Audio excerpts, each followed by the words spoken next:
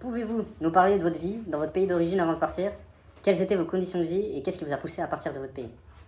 Oui, alors je vous explique un peu pourquoi on était sous la joug des URSS. Et voilà, c'est que avant la Hongrie était attachée à l'Autriche. Il s'appelait la monarchie austro-hongroise. C'était une culture, c'était très connu. Mais d'habitude, comme d'habitude, Autriche, il exploitait cette situation dans beaucoup de points de vue. Et les gens, il y avait plusieurs révoltes qui menaient à cet effondrement de cette monarchie.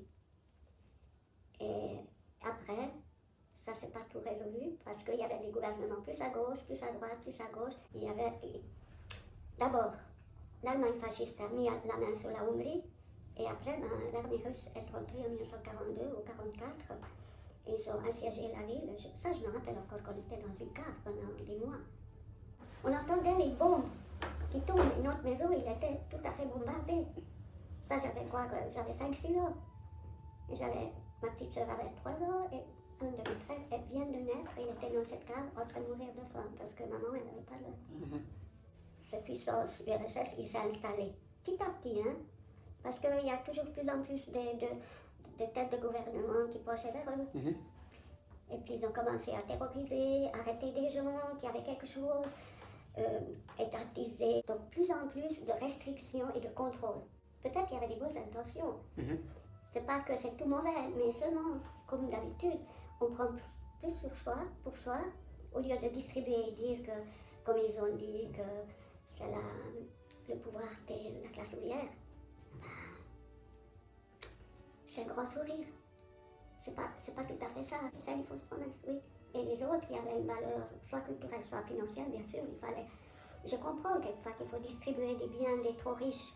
On est tout à fait pour, hein. Mais non, c'était vraiment la dictature.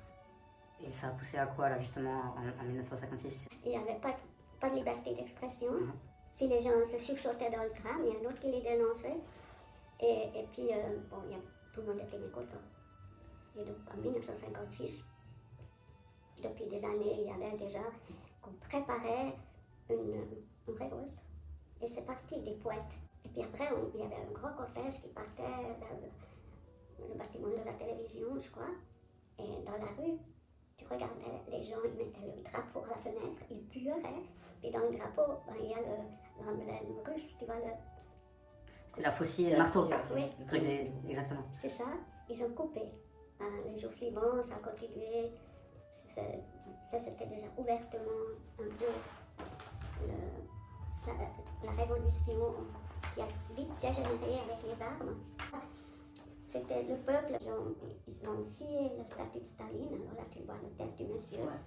Et c'était beaucoup les jeunes, c'était beaucoup des jeunes, même des enfants, qui ont fait des kalachnikovs et tout. C'était vraiment... Majoritairement des jeunes qui se révoltaient. Oui. Voilà. Là, on voit bien la photo. Là. Après, quand mon grand-père est mort, on allait à la cimetière, en traversant la ville, là on pouvait sortir parce que je ne sais plus pourquoi et comment, mais on était en famille. Et partout, il y avait les morts. Partout, il y avait les morts dans la rue. Ça c'est affreux. Quelquefois, ils étaient couverts par un journal. Et dans le cimetière, les morts, ils étaient entassés comme ça. Comme un... Est-ce que tu as toujours eu l'intention de migrer? Ou en fait, oui, c'est une décision qui est survenue au fil du temps, du coup.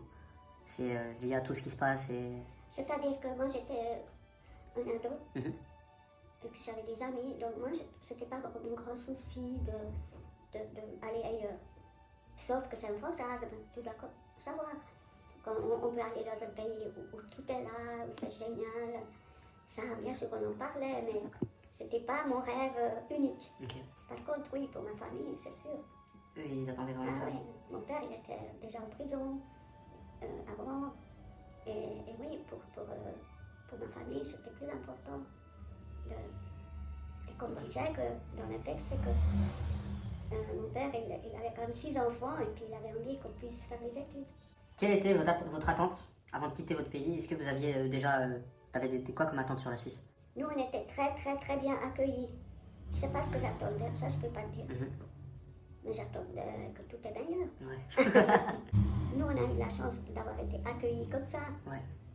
Que les gens ils nous donnaient des couvertures, qu'ils ont tricoté, puis la poupée, la maison, tout.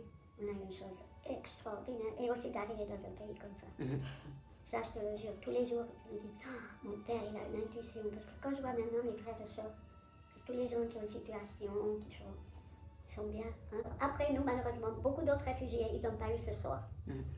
Ça, c'est vraiment affreux. Affreux. Et puis, déjà, ils n'avaient pas tous le choix où aller. Nous, on a eu le choix parce que mon oncle était déjà là. Et qui nous, comment on a dit l'autre fois le mot, qui était garant. Est-ce que tu as eu des difficultés à t'adapter? Soit culturelles, linguistiques? Mais tu parlais pas, du coup, tu parlais pas l'allemand? Je parlais un petit peu parce qu'en Hongrie, on apprenait un petit peu l'allemand. Je crois pas dans l'école. À l'école, on apprenait le russe. Mais arrivé à Berne, c'est le suisse allemand. Donc tu dis, non mais je comprends rien. C'est un peu décevant. D'arriver, c'était un peu décevant. Déjà, tu voyais que ce ne sera pas toujours tout doré. Aussi que tu as quitté tes amis. Il y a aussi la tristesse. Et il faut aller à l'école, qu'on connaît personne, tout ça. C'était pour moi pas vraiment facile au début.